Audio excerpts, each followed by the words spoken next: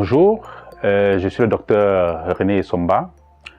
Je suis d'origine camerounaise et je travaille au ministère de la Santé publique et plus particulièrement au Laboratoire national de santé publique où je suis le chef d'unité de surveillance génomique au Laboratoire national de santé publique.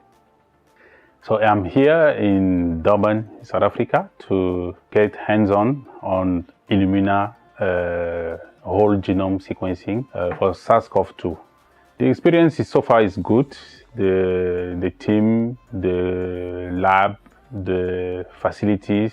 We've learned a lot from actually the laboratory workflow, starting with genetic material extraction to the library preparation and also sequencing itself. So we've learned a lot how to deal with all those steps, and especially also in the bioinformatics unit. It was actually the most exciting part of this training because we've learned how to deal with sequencing from the lab and how to allocate clades with our samples.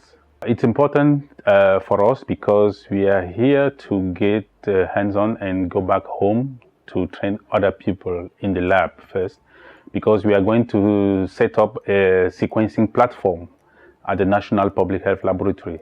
It's going to make a huge difference because before we used to send our sample abroad in other countries to do sequencing. And now that we are having our own facilities, you will see that we will start making our own whole genome sequencing, getting results faster, because when we send abroad, it takes a lot of time to get the results because we are not the only country to do so. So it will increase the turnaround time results in such a way that we can have a real-time surveillance of variant in Cameroon.